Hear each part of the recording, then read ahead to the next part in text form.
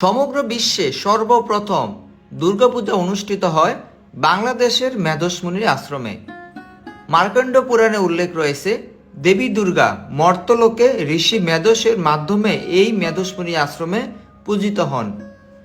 বাংলাদেশের চট্টগ্রামের বোয়ালখালী সদর উপজেলা থেকে ৮ কিলোমিটার দূরে করলডাঙ্গা পাহাড়ের চূড়ায় এই আশ্রমটি অবস্থিত। সহস্র বছরেরও পূর্ণ তীর্থভূমি এই মেধসমুনির আশ্রম। শ্রী শ্রী চণ্ডীতে কথিত রয়েছে, রাজা সুরত ও বৈশ্য সমাধি মেধসমুনির কাছে মাতা চণ্ডীর মহিমা শ্রবণ করেন। তারপরই চট্টগ্রামের এই আশ্রমে তারা মাটি দিয়ে মূর্তি তৈরি করে মায়ের আরাধনা করেন। রাজা সুরত এবং সমাধি বৈশ্যের পর পরবর্তীতে বিলুপ্ত প্রায় এই তীর্থকে পুনরায় আবিষ্কার করেন বেদানন্দ স্বামী বা চন্দ্রশেখর। এই চন্দ্রশেখর, যিনি চন্দ্রনাথ পাহাড়ের চূড়ে অবস্থিত দেবাদিদেব মহাদেবকে দর্শন করেন। তো সুপ্রিয় ভক্তবৃন্দ, আমরা আজকের এই ভিডিওতে এই মহাতীর্থ এবং অত্যন্ত মহিমান্বিত স্থান এই মেধসমুনি আশ্রমটি দর্শন করব। ভিডিওটিতে আপনারা সকলে শেষ পর্যন্ত আমাদের সাথে থাকুন। ঢাকা থেকে আমরা মেধসমুনি আশ্রমে যাওয়ার জন্য যাত্রা শুরু করি। সকাল 11টায় এসে আমরা চট্টগ্রামে একে খান মোড়ে এসে উপস্থিত হই। একে খান মোড় হতে বাইকে করে আমরা সকালবেলায় প্রসাদ আস্বাদন করার জন্য ইস্কন প্রবর্তক শ্রীকৃষ্ণ মন্দিরে যাই। সেখানে কিছু মহাপ্রসাদ আস্বাদন করে পুনরায় আমরা মেধসমুনি আশ্রমের উদ্দেশ্যে যাত্রা শুরু করি। মেধসমুনির আশ্রমে যাত্রা শুরু করার জন্য আমরা প্রথমে একটি ছোট মিনি বাসে করে চট্টগ্রামের কালুরঘাট সেতুতে এসে উপস্থিত হই। কালুরঘাট সেতুতে তখন সেতুর মেরামত কার্যক্রম পরিচালনা করার জন্য সেতুতে চলাচল বন্ধ করা হয়। পরবর্তীতে ফেরিতে করে আমরা নদীটি পার হই। এই সেই চট্টগ্রাম বিখ্যাত কর্ণফুলী নদী। তো নদী পার হওয়ার পর আমরা, যেহেতু এই স্থানে আমি কখনো যাই না, এই জন্য পরিচিত কারো সাহায্য নিয়ে যদি এই স্থানে যাওয়া যায় সেটি অতি উত্তম। এই জন্য এই মেধসমুনি আশ্রমের পাশে আমাদের ইস্কনের একটি নতুন সেন্টার প্রতিষ্ঠিত হয়, শ্রী শ্রী রাধা কুঞ্জ বিহারী মন্দির। তো মন্দিরে যাই। মন্দিরে যাওয়ার পর মন্দিরে দুপুরবেলার মহাপ্রসাদ আস্বাদন করে আমরা পুনরায় চট্টগ্রামের এই মেধসমুনি আশ্রম করলডাঙ্গা পাহাড়ের উদ্দেশ্যে যাত্রা শুরু করি। মন্দিরে যেতে যেতে আপনার রাস্তার পাশে সবুজ শ্যামল অপূর্ব মনোরম দৃশ্য দর্শন করতে পারবেন। তো এই করলডাঙ্গা পাহাড়ে অবস্থিত মেধসমুনি আশ্রমে সর্বমোট 10টি মন্দির রয়েছে। মন্দিরগুলি হচ্ছে চণ্ডী মন্দির, শিব মন্দির, সীতা মন্দির, তারামায়ের মন্দির সহ আরও অনেক মন্দির। তো আমরা ইতিমধ্যে মেধসমুনি আশ্রমের নিকটে এসে উপস্থিত হলাম। মন্দিরে প্রবেশের পূর্বে আপনারা একটি মন্দির দেখতে পারবেন, এটি হচ্ছে গণেশ দেবতার মন্দির। তো গণেশ দেবতার মন্দির দর্শন করে আমরা মূল মেধসমুনি আশ্রমের উদ্দেশ্যে যাত্রা শুরু করব। আশ্রমের প্রধান ফটক দিয়ে প্রায় আধা কিলোমিটার উপরে গেলেই উপরে ওঠার সিঁড়ি। প্রায় 140টি সিঁড়ি ভেঙে উপরে উঠলেই মেধসমুনি আশ্রমটি চোখে পড়বে। এই মন্দিরের পরপরই রয়েছে চণ্ডীর মূল মন্দির। এর এক পাশে রয়েছে সীতার পুকুর, পেছনে রয়েছে ঝর্ণা। মন্দিরের পেছনে রয়েছে সাধু সন্ন্যাসী ও পুণ্যার্থীদের থাকার জন্য দোতলা ভবন। এই সমগ্র মন্দিরটি প্রায় 68 একর জায়গা জুড়ে স্থাপিত হয়। প্রতি বছর মহালয়ে হাজার হাজার ভক্তের পদচারণা মুখরিত থাকে এই মন্দির প্রাঙ্গণ। তো আমরা মেধসমুনি আশ্রমে যাওয়ার পূর্বেই একটি মন্দিরের সামনে উপস্থিত হলাম। এখানে এলে আপনারা দর্শন করতে পারবেন রাজা সুরত, সমাধি বৈশ্য এবং মেধসমুনির মূর্তি। এই মন্দির দর্শন করার পরপরই আমরা পুনরায় মেধসমুনি আশ্রমের মূল মন্দিরের উদ্দেশ্যে যাত্রা শুরু করব। তো আপনারা দেখতে পাচ্ছেন মেধসমুনি রাজা সুরতকে দেবী চণ্ডীর মাহাত্ম্য বর্ণনা করছেন। অতঃপর আমরা মূল মন্দিরের খুব নিকটেই এখন অবস্থান করছি। মন্দিরের চারপাশটা দর্শন করুন, কি অপরূপ লাগছে। ইতিমধ্যে আমরা মেধসমুনির মূল আশ্রমে এসে উপস্থিত হলাম। আপনাদেরকে একটু মন্দিরের চারপাশটা দর্শন করাই। এটি হচ্ছে মূল নাট মন্দির। নাট মন্দির দর্শন করার পরে আমরা মূল মন্দিরের ভিতরে প্রবেশ করব। মাতা চণ্ডীর অপূর্ব দৃশ্য আপনারা দর্শন করতে পারছেন। এই মন্দিরে প্রবেশ করার পরই আপনারা রাজা সুরতর পরবর্তী যে বেদানন্দ স্বামী এই মন্দিরটিকে পুনরায় আবিষ্কার করেন, সেই বেদানন্দ স্বামীর একটি মন্দির রয়েছে। এই মন্দিরটি হচ্ছে সমাধি মন্দির বা সমাধিস্থল। মেধস্বিনী আশ্রমে আসলে আপনার মেধস্বিনী আশ্রমের মূল ফটকে এই বেদানন্দ স্বামীর এই সমাধি মন্দিরটি দর্শন করতে পারবেন।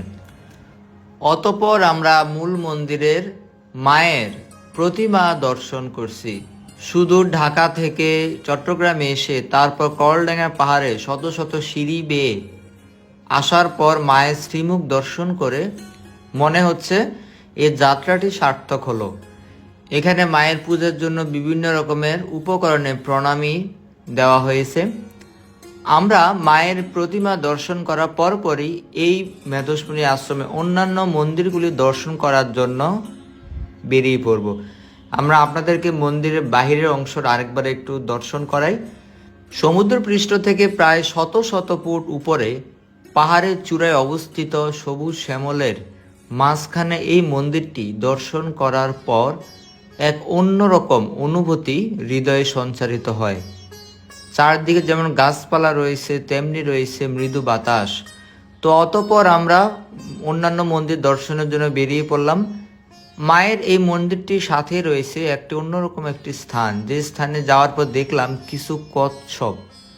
এই কচ্ছপগুলি নাকি শত বছর ধরে এখানে পড়ে রয়েছে।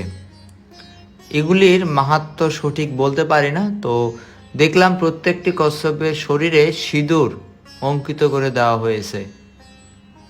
আমার কাছে বিষয়টি খুবই অদ্ভুত লাগলো, যদিও পরবর্তীতে কাউকে তেমন পাইনি কেন এগুলি কচ্ছপগুলি এখানে রাখা হয়েছে সেটি জানার জন্য।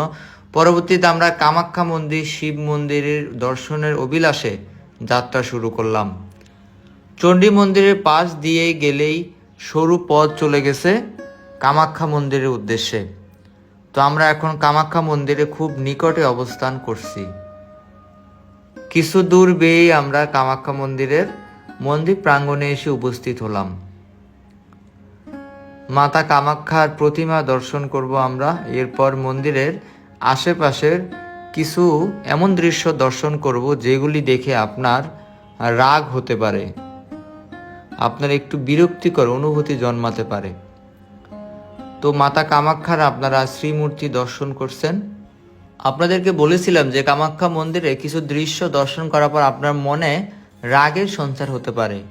তো সেটি হচ্ছে, এটি অত্যন্ত পূর্ণ তীর্থভূমি।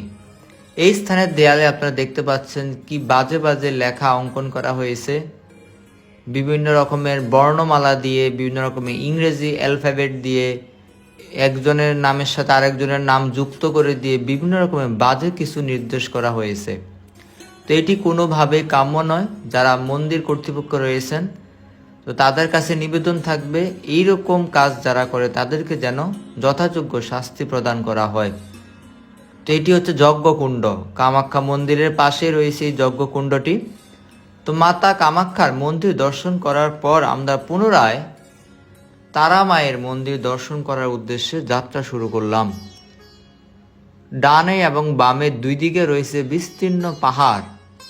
পাহাড়ের মাঝখান দিয়েই উঁচু সিঁড়ি বেয়ে আমরা তারা মায়ের মন্দিরের উদ্দেশ্যে যাত্রা শুরু করব। তো তারা মায়ের মন্দিরের পূর্বে রয়েছে শিব মন্দির। তো আমরা এখন দেবাদিদেব মহাদেবের বিগ্রহ দর্শন করব।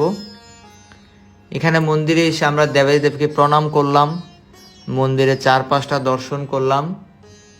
চারপাশটা দর্শন করার পরে আমরা পুনরায় তারা মায়ের মন্দিরের উদ্দেশ্যে যাত্রা শুরু করলাম।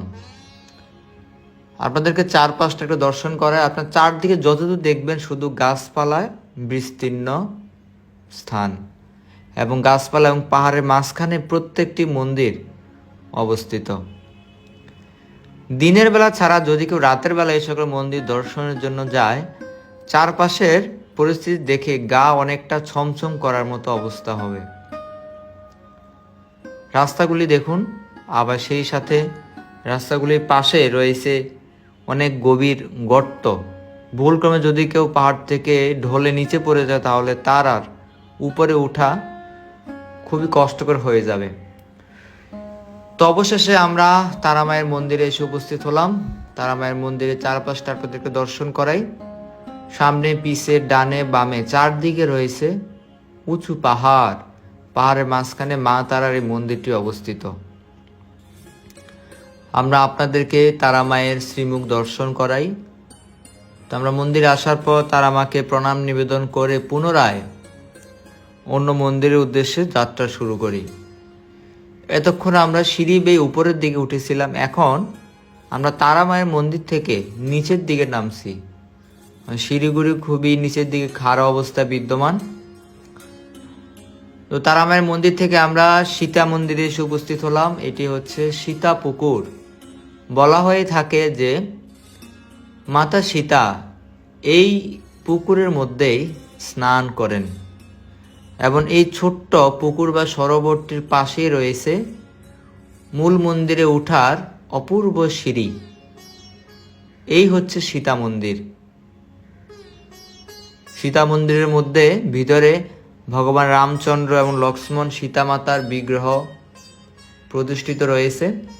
সুপ্রিয় ভক্তবৃন্দ, আমি সুখদা বলে দাস আপনাদের মাঝে এই মন্দিরের এই মহাতীর্থের সকল কিছু তুলে ধরতে চেষ্টা করেছি। তো আপনারা যদি ঢাকা থেকে কেউ আসেন তাহলে ঢাকা থেকে প্রথমে আপনারা একে খান মোড়ে আসবেন। একে খান মোড়ে আসতে আপনাদের খরচ হবে 600 থেকে 700 টাকা। তারপর সে একে খান মোড় হতে আপনারা কালুরঘাট ব্রিজে চলে যাবেন, সেখানে যেতে খরচ হবে 20 থেকে 40 টাকা। এবং কালুরঘাট ব্রিজ হতে আপনারা চলে যাবেন কানুনগোপাড়া, যেখানে যেতে খরচ হবে 30 টাকা। এবং কানুনগোপাড়া থেকে আপনারা সরাসরি সিএনজি নিয়ে 200 টাকায় মেধসমুনি আশ্রমে চলে যাবেন। তো আশা করি ভিডিওটি আপনাদের সকলের ভালো লেগেছে। তো দেখা হবে পরবর্তী ভিডিওতে। হরে কৃষ্ণ।